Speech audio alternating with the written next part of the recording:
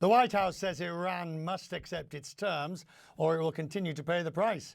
The press secretary, Caroline Leavitt, says Iran has a chance to change the world for the better. This remains a truly once-in-a-generation opportunity for the regime to make a good deal with the United States, permanently abandon their nuclear ambitions, and stop acting as the world's leading state sponsor of terrorism. If the Iranians reject this golden opportunity, the greatest military in the history of the world continues to stand by to provide President Trump with every option available to ensure this regime continues to pay a grave price.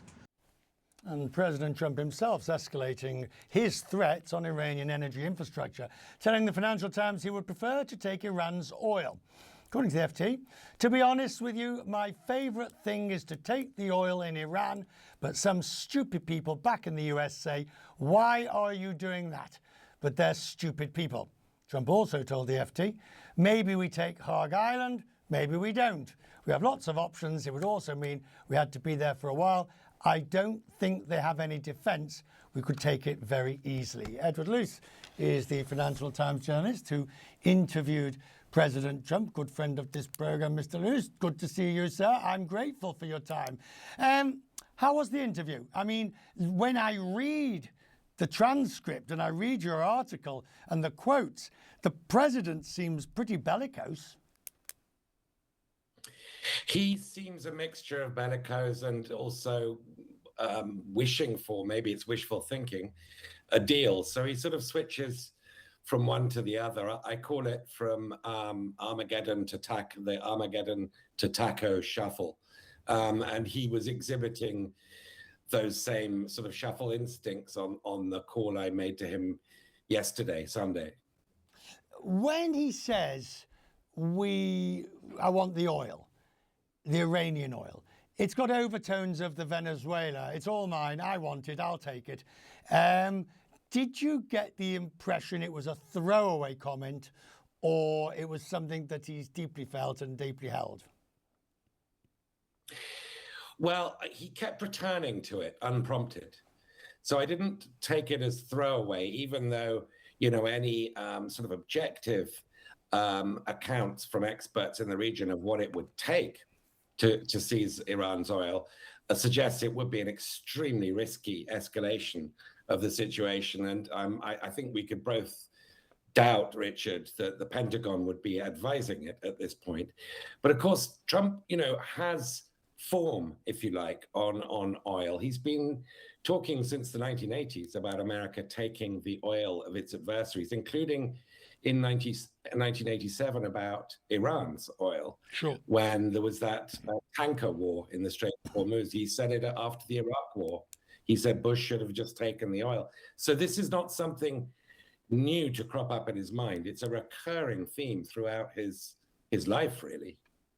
And on this question of Card Island, I mean, if, to follow your excellent interview and report, if he follows through, by his own admission, they would be there for a long time, which is exactly what MAGA was against. The very thing that MAGA didn't want was a long, protracted foreign escapade.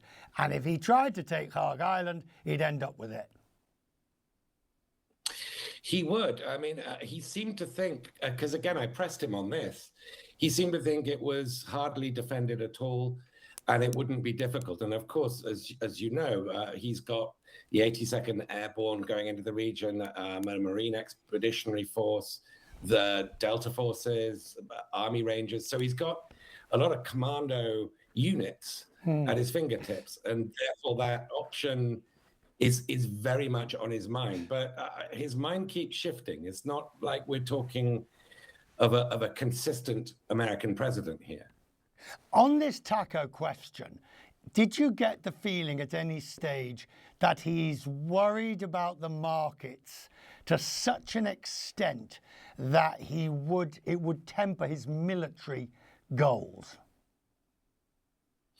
Yes, I think that's a continual concern. And we've seen the pattern of him often over the weekend delivering bromides, and then on Mondays, although today is different as it happens, but on Mondays saying market calming things rather than threats to Iran. As I say, today is different, but he's in a very new situation, which is that Iran, this battered, mostly destroyed military of Iran, the remnants of its regime have control over TACO. They have this chokehold over global markets because of the Strait of Hormuz. So, and there's nothing he can easily or even foreseeably do to fix that at the moment.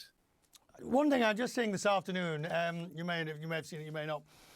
Marco Rubio suggesting that after this is all over, there will be to be a reappraisal of the NATO arrangements, I think is how he puts it, because basically on the idea that if NATO doesn't come to the US aid when the US needs it, what good is it as an alliance? Conveniently forgetting, of course.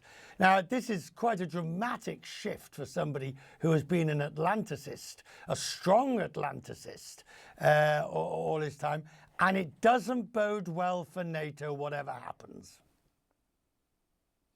I think that's undoubtedly true. And the Europeans are particularly dispirited that it's Marco Rubio saying that, because, as you say, he's the one person they felt they could count on in Trump's orbit, who has a strong historic record of being very, very pro-NATO. But Trump, his boss, is absolutely set on this idea that as things go wrong in the Gulf, there are other people to blame. And in a sense, it's our allies who have stabbed us in the back by not coming to help us. Now, this does not go down well in Europe, which wasn't consulted about this war and would not have advised him to go ahead with it. But that is the narrative I think Rubio is being required to deliver. It's not going down well at all. It's great to have you, and thank you, and an excellent interview. Congratulations on getting it.